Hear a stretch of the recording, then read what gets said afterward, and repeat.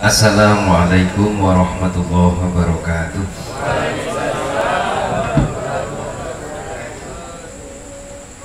A'udzu billahi minasyaitonir rajim. Bismillahirrahmanirrahim.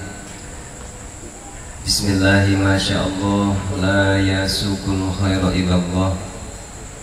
Bismillahi masyaallah la yasrifu su'a illallah.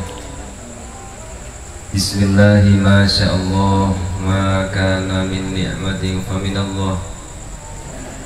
Bismillahi masyaallah la hawla wa la quwwata illa billahil aliyyil azim. Allahumma salli wa sallim wa barik ala sayyidina wa maulana Muhammadin wa ala alihi wa ashabihi wa man tabi'ahum bi ihsanin ila yaumiddin. Amma ba'du, masyayikhin al-kiram, para kiai, para asatidz, segenap pengasuh Majelis Taklim Tombo Hati yang saya muliakan, Bapak Ketua beserta para pemimpin Majelis Taklim dan beberapa kerukunan tadi yang disebutkan yang saya tidak sempat hafal, yang saya hormati, Ibu Kanwil yang saya muliakan, saudara saya Bapak Mansur Basir yang alhamdulillah meskipun baru ketemu kayak saudara lama. Bapak-bapak, ibu-ibu, hadirin hadirat yang dimuliakan Allah Subhanahu wa taala. Alhamdulillahirabbil alamin, atas izin Allah Subhanahu wa taala saya malam hari ini diberi kesempatan untuk sowan ke panjenengan semua, yang mudah-mudahan sowan saya ini bukan hanya disertai atas izin Allah, juga disertai dengan ridho Allah Subhanahu wa taala. Jangankan membayangkan, mimpi saja saya tidak berani kalau sampai suatu saat saya disuruh ngaji di kota. Jujur saya ini masih sering disebut kiai, mau kiai desa, kiai kampung, ya pol-pol ya jamaah yasin. Dan saya itu tidak berani bayangkan sampai ngaji di kota itu bukan satu hal yang sedikit pun tidak pernah terlintas di pikiran saya. Cuman karena yang datang yang Muhyiddin, aduh mau nolak takut kualat. Alhamdulillah waktu beliau meminta malam akad pas saya ada acara, yes aman, gitu pikir saya, mudah-mudahan dapat pengganti. Tiba-tiba malah diundur. Ya wes, entah ini musibah apa berkah, bismillah saya berangkat. Mulai hari Jumat, Kamis, Jumat, Sabtu ini meriang sekali, bro, meriang sekali. Tapi karena sudah terlalu janji beliaunya, saya minta ya Allah, meskipun meriang saya tidak minta sehat, tapi saya minta bisa datang ke Tombo Hati. Alhamdulillah baru tadi zuhur saya berani mandi, 3 hari tidak mandi. Karomai Tombo Hati ini luar biasa.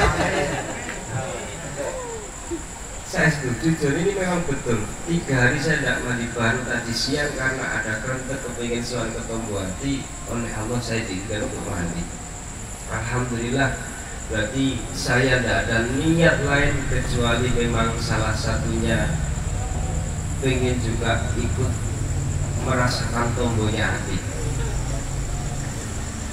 Bapak Ibu yang saya muliakan, ngapunten, mohon maaf kalau maafku.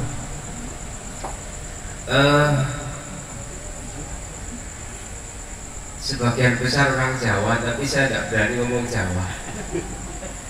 Takut nanti dimarahi Pak Mansur. Apalagi ada teman-teman netizen ini, aduh.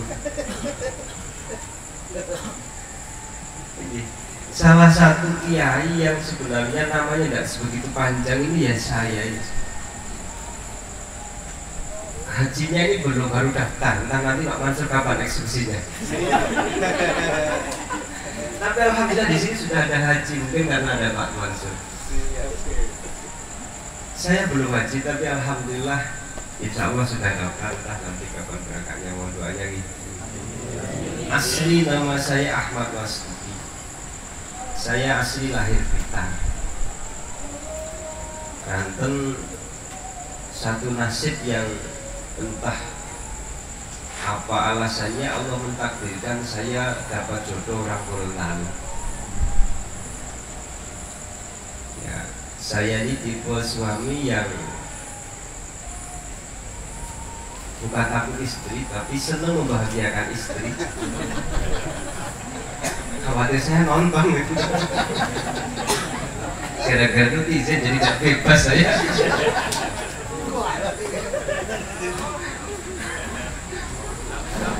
Akhirnya saya terpaksa ikut ke Gorontalo mulai 2010 dan alhamdulillah sampai sekarang. Wallahu alam nanti akan pulang ke Jawa lagi saya tidak tahu, karena sekarang sudah dipondasi di Kecamatan Motilango, tepatnya di Desa Sidomo. Lah, Al-Jabalan ini nama kebetulan. Asli nama lahir saya adalah Ahmad Wastuti. Nah, kebetulan dulu di pesantren ada beberapa Ahmad, ada beberapa Wastuti, sehingga kadang-kadang kalau dapat panggilan Ahmad itu yang datang 4, kadang kalau dipanggil Wastuti kadang yang datang 3, ada yang 4. Akhirnya dipanggil sesuai daerah masing-masing. Kebetulan saya ini lahir di dusun namanya Dusun Jabalan. Dusun Jabalan. Jabalan itu kalau diartikan bahasa Arab artinya gunung. Tapi kalau di Jawa itu dibikin nama satu bambu ini, bambu jabal. Karena di dusun saya itu banyak bambu jabal, akhirnya disebut dengan Dusun Jabalan. Ya wis, enaknya disebut Jabalani saja. Saya pikir nama ini sudah ketinggal di Jawa, tapi karena kebetulan ada beberapa teman yang dulu juga pesantren di Jawa, ternyata nama ini masih ke bawah sampai Gorontalo, sehingga kadang-kadang orang menyangka Jabalan itu gelar besar. Bagi saya kan tidak, saya ini tetap orang kecil. Jabalan itu justru asli mengingatkan saya bahwa saya asli orang dusun, orang gunung, ya wong desa. Sampai sekarang kemanapun tak bawa, dia nggak lupa. Karena menurut mbah saya, kalau disampaikan dengan bahasa Turki, Pak Mansur, wong Jawa niku selama gak ilang Jawane iso urip niki. Wae. Iso urip ya iso urip. Bahkan iso nguripi dan ngurupi. Iku jarene Mbah Kuro. Kalau netizen tidak paham ya nanti dia tanya sama Pak Yeni. Orang Jawa itu pokok tidak kehilangan Jawane, insya Allah dimanapun bisa hidup. Dan insya Allah bisa menghidupi dan menghidupkan. Sirian orang Jawa itu sesuai dengan aksara Jawa, kalau dipangku mati. Di orang Jawa itu kalau sudah gede nasi, besar kepala, sombong, itu kemudian sudah hilang Jawa itu sedikit lagi akan mati. Maka jimat inilah yang selalu saya ingat dari wejangan mbah-mbah saya, bahwa dimanapun sampean hidup jangan sampai lupa, jangan sampai kehilangan Jawanya. Jangan menjadi orang yang sombong, jangan menjadi orang yang takabur, jangan menjadi orang yang mentang-mentang. Meskipun suatu saat posisinya mungkin di atas ataupun di bawah, tetaplah menjadi orang Jawa yang bisa Jawa. Mudah-mudahan semua yang hadir, khususnya kulo, tetap bisa Jawa nih. Mau lihatnya nggak ngaji ya, cerita saja kan. Nah, cerita itu Pak Mansur, bahasa cerit itu kalau diterjemahkan dalam bahasa Jawa itu untuk mengistilahkan sesuatu yang sedikit. Satu cerit itu berarti mengeluarkan sesuatu yang cuma sedikit. Kalau agak banyak cerot. Iya.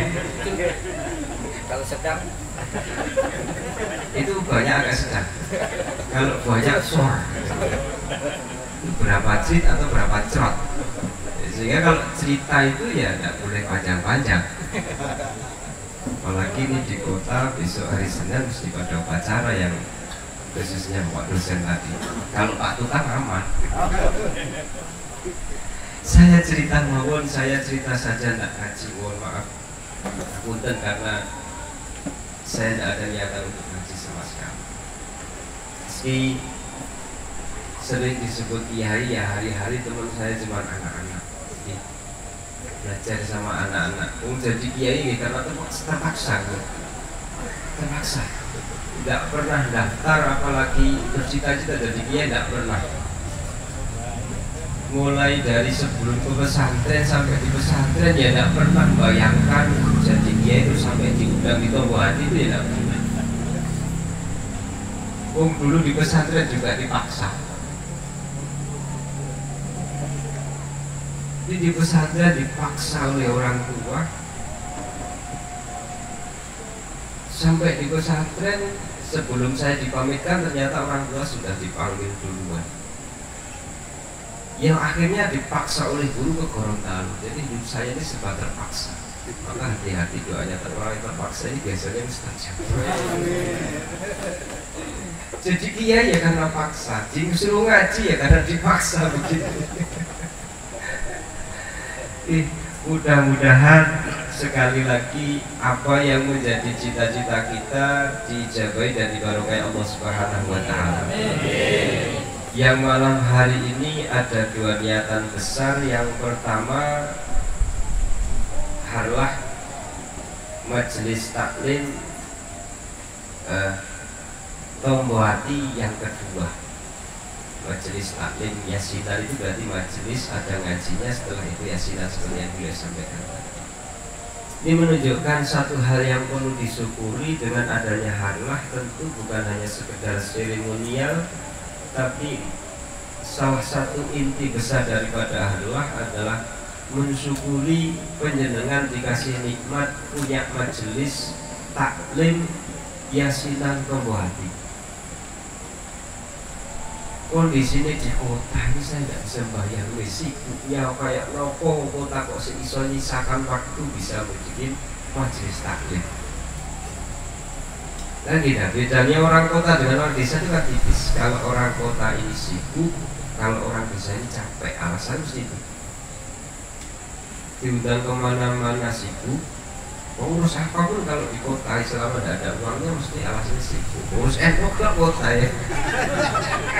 Rata-rata seperti itu. Maka kalau pengurus NU ingin aktif ya carilah orang-orang desa. Kalau alasan capek bisa dipaksakan dulu. Kalau di desa itu rasanya paling capek karena habis dari sawah, dari mana. Tapi alhamdulillah penjenengan dikasih nikmat oleh Allah, digerakkan hatinya untuk bisa berkumpul dan bikin majelis yang seperti ini satu hal yang luar biasa dan patut kita syukuri. Apalagi majelis taklimnya bukan majelis yang musiman.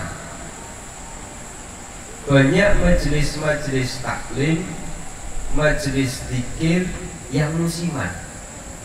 Tahu musiman? 5 tahun sekali. Kalau musim pil-pilan biasanya muncul. Musim pil-pilan itu biasanya banyak muncul majelis-majelis musiman. Entah itu majelis taklim dengan logo yang besar-besar, majelis zikir lah. Jenengan punya majelis taklim dan sekaligus majelis zikir yang tidak musiman. Ini menandakan bahwa apa yang ada di majelis ini, baik taklimnya ataupun zikirnya, bagian daripada kebutuhan panjenengan sehari-hari. Karena orang itu kalau tidak punya wirid, tidak warid. Bahasa Turkinya Pak Mansur, wong wirid niku lek ora duwe wirid ora warid. Orang hidup itu kalau tidak punya wirid tidak warid itu nggak sampai dalam segala hal. Cari jodoh pun juga seperti itu. Lek gak punya murid gak ketemu. Wiridannya apa ya? Sering diapeli.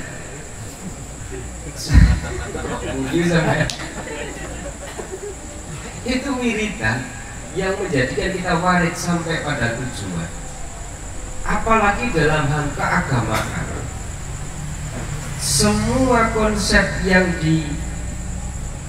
dibingkai dalam keagamaan tanpa dilakukan secara wirid, dilakukan secara kontinu, terus menerus, istiqomah, tidak sampai pada tujuan.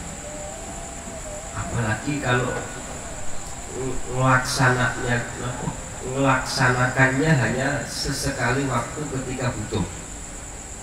Ya mohon maaf kalau bahasa Indonesia kaku ya, maklum yang desa lah.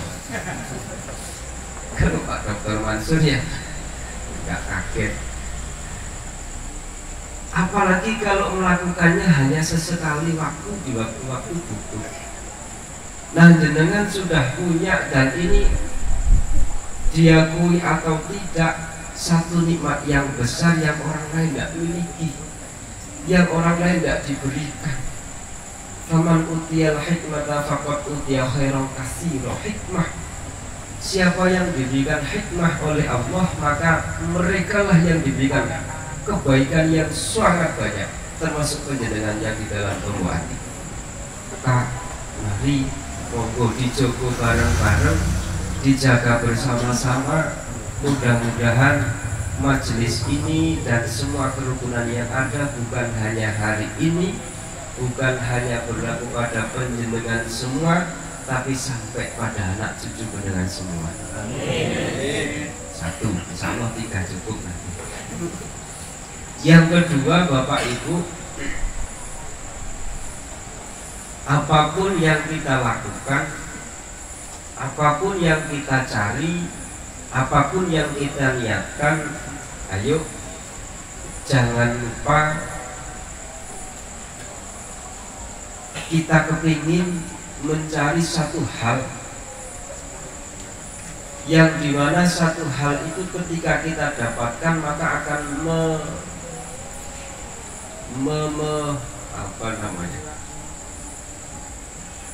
mencakup semua hal yang kita inginkan, yakni berkah. Entah itu dalam majelis, entah itu dalam pekerjaan, entah itu dalam berkeluarga, entah itu dalam berorganisasi, entah itu dalam mencari karir ataupun mencari hal yang lain. Yuk kita selalu sisipkan niat untuk mencari berkah dalam hal yang kita lakukan di waktu itu, mencari berkah dalam apa yang kita kejar di waktu itu, apa yang kita kerjakan di waktu itu. Karena penting, sehingga saking pentingnya yang namanya berkah, setiap hal yang kita lakukan dan disyariatkan agama itu mesti disisipi dengan bahasa al-barokah. Mau makan saja tetap doanya barik lana ya, barokah ya. Nikah saja ya barokah doanya. Apalagi sholat itu yang terakhir at-tahiyat al-mubarakatus. Sholat itu gak kurang apa, tetap yang di akhir tetap at-tahiyat al-mubarakah. Yuk semua saja yang kita lakukan, entah itu syariat secara mahdoh ataupun ghairu mahdoh, yuk diniati kita mencari berkah dari apa yang kita lakukan di waktu itu. Kalau berjamaah, tentu kita mencari berkahnya berjamaah. Apa berkahnya? Al-jama'atu rahmah.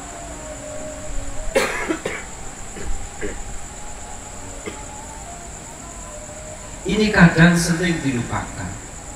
Banyak orang yang hari ini gabung dalam organisasi, gabung dalam perkumpulan, Tapi kadang-kadang niatnya, apalagi berkahnya itu yang ketinggalnya terlalu jauh. Inginnya ya pokok punya teman banyak, syukur-syukur nanti bisa jadi ketua.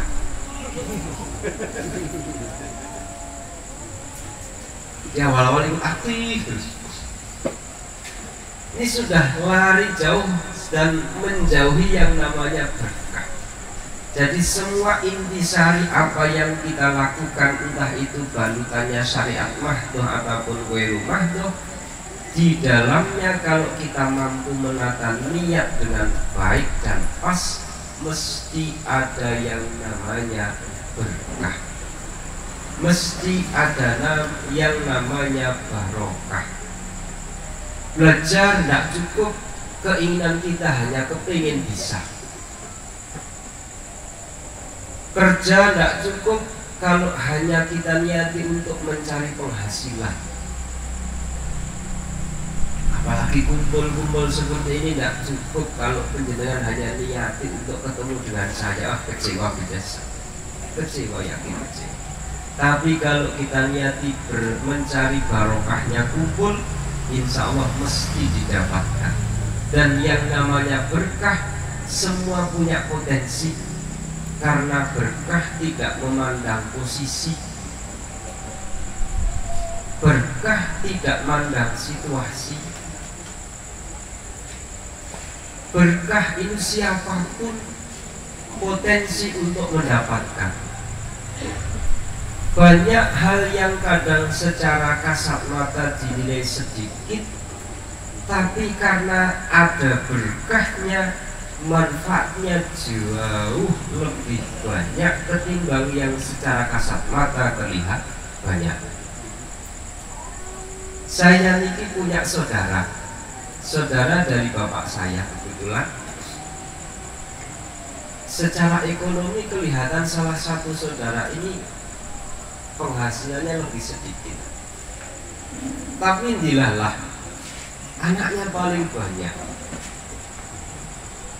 Tapi mungkin karena saking berkahnya ini, sampai hari ini yang tidak pernah kedengaran bertengkar ini ya salah satunya ini. Saya ini punya teman saya saudaranya 6 itu yang 5 hafal Quran, yang 1 meskipun tidak hafal tapi kitab semua nyantol. Kan sampai saya dulu pernah bertanya, rahasianya keluar dari sampai ngalim-ngalim itu apa? Apa ada wiridan khusus atau memang dulu nyetaknya dengan model yang khusus? Atau bahannya bahan khusus? Si yang saya tanya pun juga nggak tahu. Ternyata setelah saya selidiki, salah satu yang saya dapatkan semua itu adalah berkah atau barokah dari riyadohnya ibu.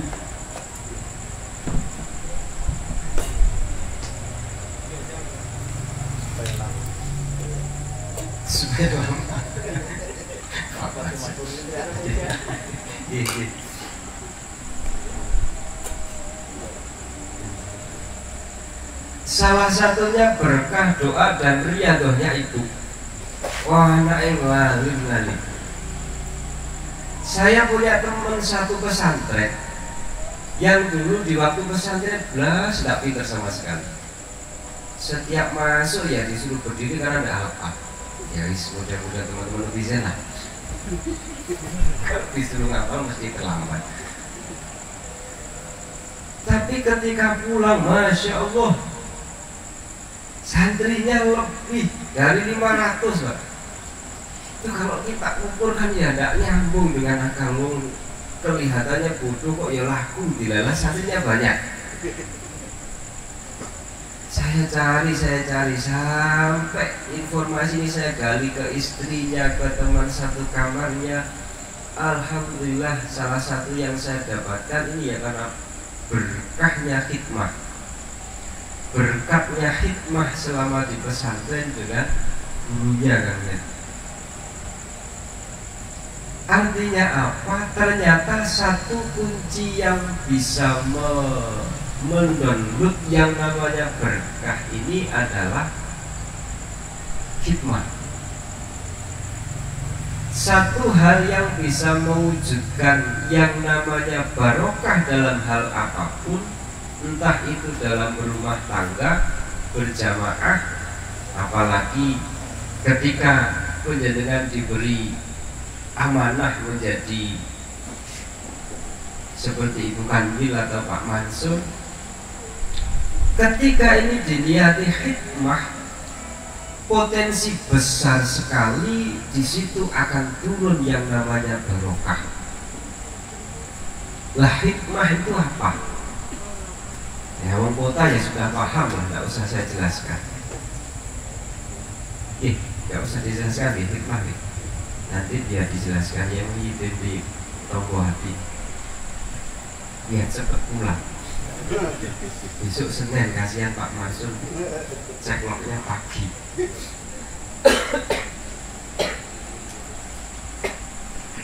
Simpelnya hikmah itu aksi melayani. Melayani. Di rumah ibu-ibu apapun aktivitasnya nek diniati melayani. Nah biasa ibu-ibu kota ini nek suami kerja ikut kerja nih. Atau Alisa mau tiktokan. Jikalau seperti ibu desa biasanya kalau suami ke sawah ibunya akan ikut ke sawah. Seandainya ada ibu-ibu yang juga karir, jangan hanya diniati untuk nambah penghasilan, tapi niatilah untuk membantu berkhidmah pada suami yang punya tanggung jawab besar perekonomiannya terhadap keluarga. Insya Allah barokahnya lebih banyak ketimbang hanya diniati mencari tambahan penghasilan. Hikmah adalah bentuk melayani, bentuk pelayanan. Pelakunya namanya khatib, perilakunya namanya hikmah. Nah ini kayak teman-teman netizen ini loh, ini kan pribadi-pribadi hikmah semua.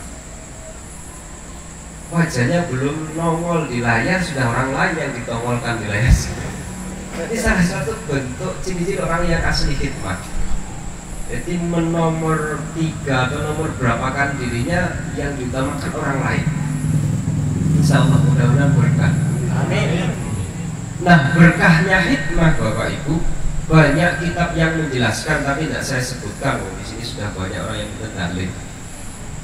Banyak yang merekomendasikan bahwa barokahnya hikmah kalau tidak diturunnya di anak, kadang turunnya di cucu. Kalau tidak di cucu ya kadang di cicit.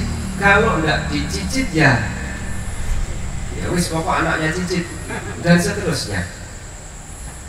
Sehingga kadang kita ini tidak sadar, bahkan memang banyak sekali yang tidak sadar apa yang kita dapatkan, apa yang kita rasakan hari ini bukan murni daripada perjuangan kita hari ini.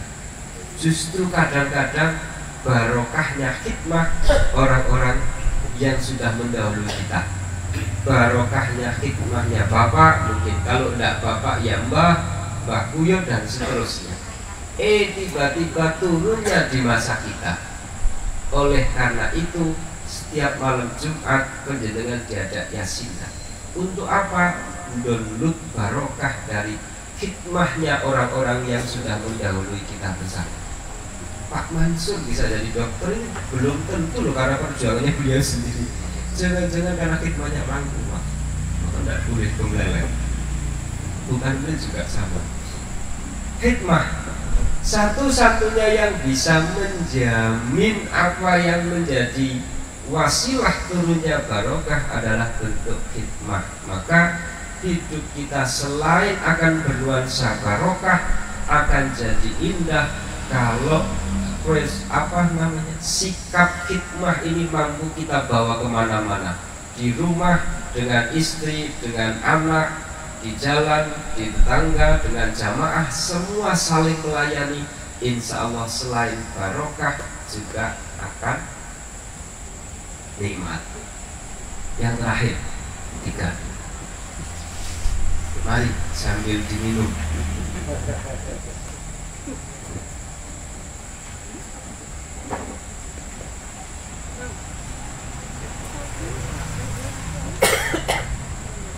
Yang terakhir Bapak Ibu, mudah-mudahan tidak diundang lagi. Saya ini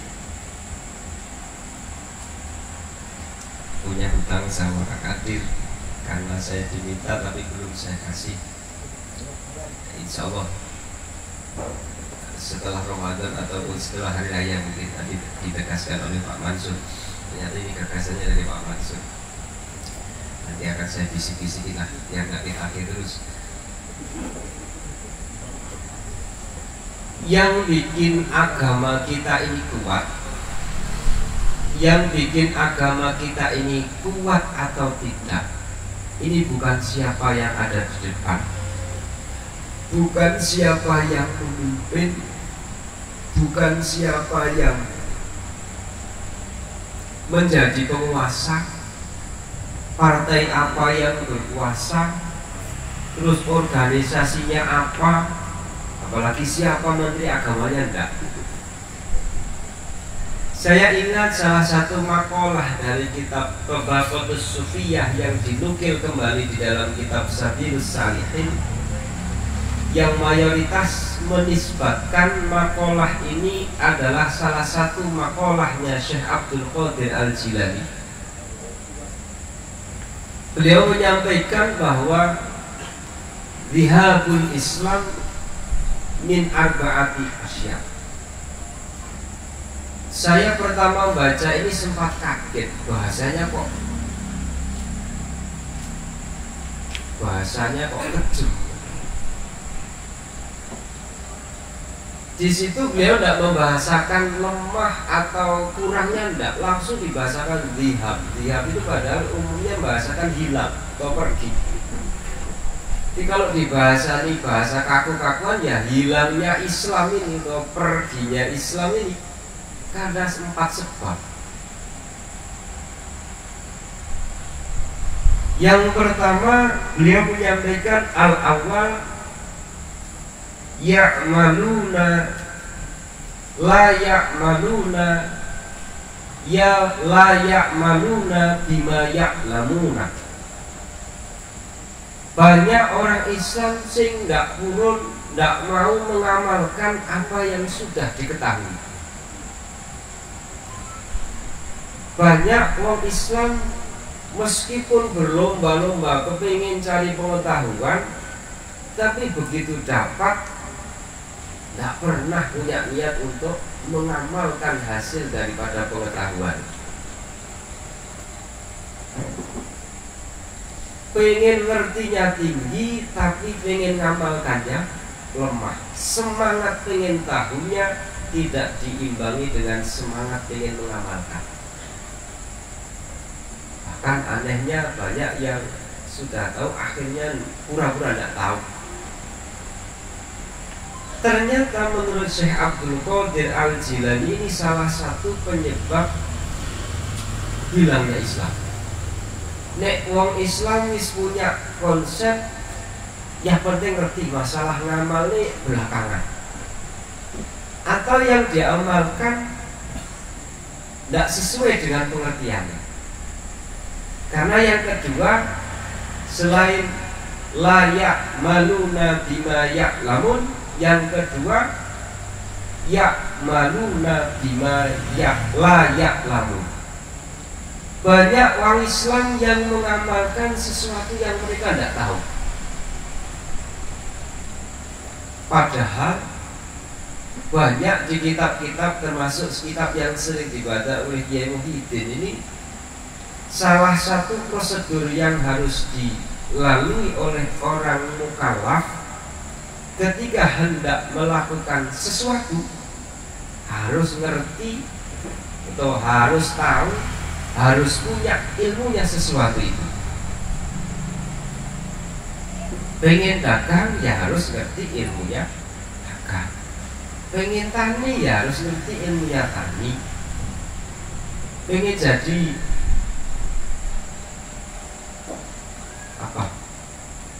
Tukang ya harus ngerti ilmunya tukang. Pengen jadi anggota dewan ya harus ngerti, bukan hanya modal duit tok.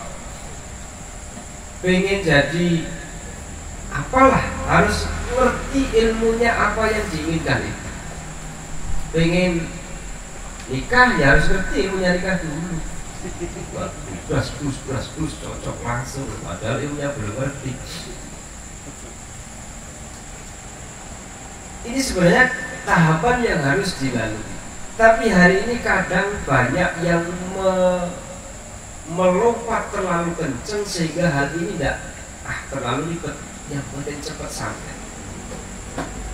Ternyata menurut Syekh Abdul Qadir Al-Jilani ini salah satu hal yang menyebabkan dihabul Islam. Satu, nek wong Islam tidak mau mengamalkan apa yang sudah diketahuinya. Yang kedua, yang diamalkan banyak hal-hal yang belum diketahui. Entah itu diketahui secara hukumnya ataupun diketahui secara tata syariatnya, tata syaratnya seperti apa. Ini bahaya. Tapi alhamdulillah penjenengan punya majelis zikir dan taklim. Dua majelis ini yang menjadi kebutuhan pokok bagi semua umat manusia. Entah itu orang yang kaya atau tidak, pegawai atau orang biasa, sebenarnya selalu butuh dengan adanya dua majelis ini. Satu, majelis taklim yang di dalamnya ada pengajian. Yang kedua, majelis zikir. Taklimnya untuk ngasah otak, zikirnya untuk ngasah hati, seperti tombol hati. Orang kalau otaknya tok yang biasa, kadang-kadang kena virus corona, hatinya nggak ngerti. Kesebalikannya, kalau yang biasa hatinya tok, kadang-kadang otaknya sok kecuci. Maka dua-duanya harus jalan antara majelis taklim dan majelis zikir. Dan alhamdulillah tombol hati sudah. Jadi dua hal yang selalu perlu kita waspadai bersama, bahwa yang melemahkan Islam bukan orang lain, bukan dari luar Islam, bukan karena penjenengan punya misalkan anggota dewan yang tidak Islam, tidak. Bukan karena penjenengan punya pemimpin organisasi yang terlalu sibuk, tidak. Bukan karena penjenengan mungkin jauh atau tidak kenal oleh pemimpin Islam, tidak. Tapi dua hal itu salah satu. Satu, yang sudah diketahui jarang atau tidak mau diamalkan. Justru malah yang banyak diamalkan hal-hal yang belum diketahui. Nah, yang ketiga, la tata'allamuna bima la ya'lamun. Banyak yang enggan, yang tidak mau belajar segala sesuatu yang belum diketahuinya. Seolah-olah dengan jenjang waktu belajar, kalau sudah mendapatkan gelar, apalagi mendapatkan posisi, sudah tidak masanya belajar lagi. Itu sudah tidak masa saya, tidak. Maka saya ini meskipun sudah beberapa kali dipanggil, tetap kemana-mana saya niati belajar. Saya kesini belajar ke penjenengan kok. Jangankan dengan penjenengan, setiap hari dengan santri saya niati untuk belajar di sana. Jadi semangat saya ketika ada undangan, saya disuruh ceramah, dengan saya sebagai pendengar, lebih semangat saya sebagai pendengar ketika datang. Loh nggih, saya itu. Mending rungokne kalian rokokan, kan duwune rokokan kan juga iso.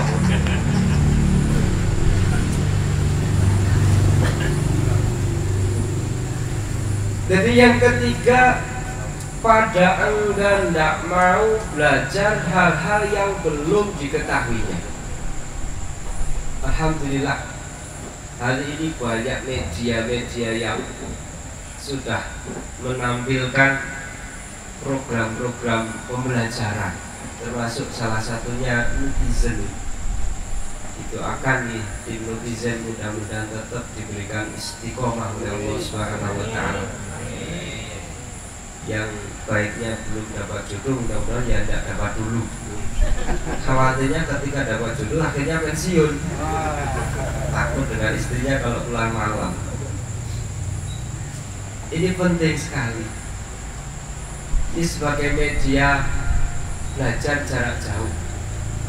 Maka hari ini banyak kiai-kiai secara kasat mata di hadapannya tidak ada santri, ternyata di luar sana ratusan bahkan ribuan, termasuk Kiai Muhyiddin ini. Karena sering ngaji di netizen.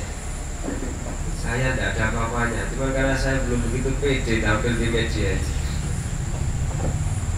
Itu belum nggak begitu pede. Ya mudah-mudahan nanti kalau Allah menghendaki saya bisa pede. Kadang foto di HP sendiri saja nggak begitu pede. Belajar penting. Bahkan hari ini ketika banyak tokoh-tokoh yang alim muncul dan viral, yang kadang menjadi salah satu idolanya generasi kita hari ini, cuman mandek di idola tok. Jempol beberapa kali cuman mandek di jempol tok. Tidak mampu menggerakkan generasi kita bahwa mereka bukan hanya patut kita acungi jempol, tapi bagaimana menjadikan mereka sebagai inspirasi dan motivasi kita untuk belajar seperti beliau-beliaunya. Konek dari Imam Malik, menurut keterangan Imam Malik, la yasluhu amru hadhil ummah illa bima saluha awailuha. Tak akan sukses urusan umat ini kecuali dengan konsep yang pernah mensukseskan orang yang sudah sukses dulu.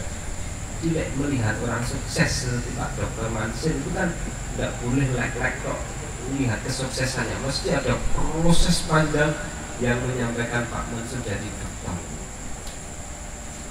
Ketika ada orang maling sekarang yang lagi viral, mesti semua like. Tapi sayangnya para pengeleknya ini nggak melihat rekam jejak panjangnya dalam menghantarkan kesuksesan pengalimannya tokoh yang diidolakan ini. Dan mudah-mudahan hari ini mampu menyadarkan kita sekalian bahwa yang namanya belajar, meskipun titelnya mungkin sudah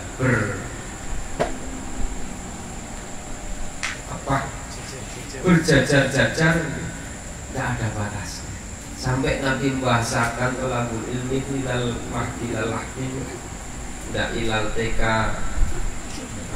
minal TK ilal S2, minal TK ilal doktor, itu kan tidak ada batasannya.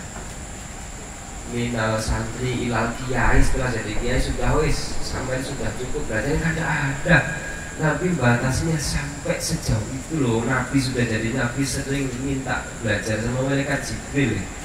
Di netizen nanti kalau sudah buat istri ya nggak boleh terus pensiun nggak belajar. Tetap ya biasanya kelemahannya pemuda ini pensiun ngajinya kalau sudah punya istri. Di pesantren saya pun juga seperti itu. Rata-rata kalau sudah dapat istri, dapat suami, akhirnya sudah jarang muncul di majelis pengajian. Nah, ini kelemahan kita. Di Bapak Ibu yang ketiga tadi, yuk apapun yang menjadi kumpulan kita niati untuk belajar. Entah itu kumpulan dalam tombok hati atau di luar hati. Tombok hati mesti ada ilmu-ilmu yang bisa kita ambil manfaatnya, yang bisa kita ambil faidahnya untuk kita jadikan bahan belajar setiap hari.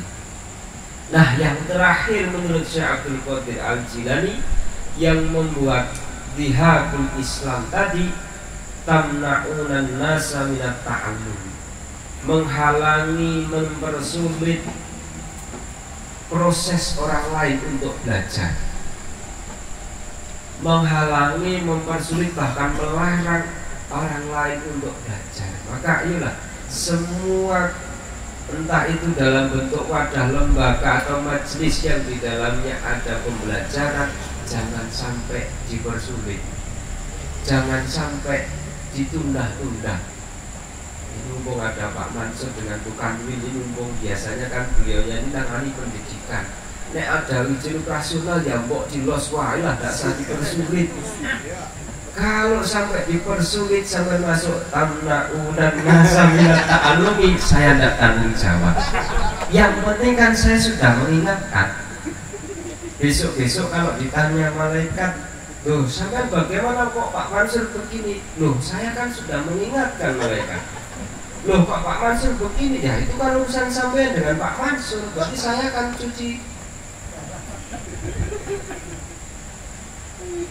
Ya mbok lah, jangan sampai mempersulit, menghalangi. Kita pun Bapak Ibu, ayo ketika ada orang yang ingin belajar, tidak usahlah kita mengelak, tidak usahlah kita menghindar. Sebisanya kita kasih, sebisanya kita berikan. Mohon maaf Kak Kadin, ini bukan saya menghindar apa yang sampean inginkan, tidak. Cuma saya lagi ngatur strategi. Saya tahu ketawanya, oh kejebak saya, oh enggak, sorry. Enggak, saya masih ngatur strategi. Saya ingin biar fokus dulu di wilayah kota dan kabupaten sekitar sini. Nanti kalau perkara saya gampang lah, kiai kampung itu waktunya sangat mudah. Tidak bisa pagi ya sore, tidak bisa sore ya setengah malam, oke lah saya. Jadi keempat-empatnya ini menurut versinya Syekh Abdul Qadir Al-Jilani ternyata yang membuat agama Islam ini semakin dihab, semakin pergi, semakin lemah, bahkan semakin menggila. Banyak secara status keislamannya warganya banyak, tapi nuansa keislamannya semakin sedikit. Ini bukan salah orang lain, bukan salah orang sana, bukan salah orang sini, kemungkinan salah kita sendiri. Maka tidak boleh dalam hal ini kita saling menyalahkan, apalagi menyalahkan pemerintah, terus teriak-teriak, demo pemerintah togut dan dedek ngungek, padahal kadang-kadang mereka sendiri yang menyebabkan, karena ada salah satu dari 4 hal yang disebutkan oleh Syekh Abdul Qadir Al-Jilani. Yang paling terakhir sebagai penutup, karena malam hari ini ada niatan untuk peringatan Isra Mi'raj, mudah-mudahan kita tahu betul bahwa hasil daripada Isra Mi'raj adalah sholat kita dan dzurriyyah kita diberikan keistiqomahan dalam menegakkan sholat. Rabbi ij'alni muqimas sholati wa min dzurriyyatina rabbana wa taqabbal du'a. Al-Fatihah.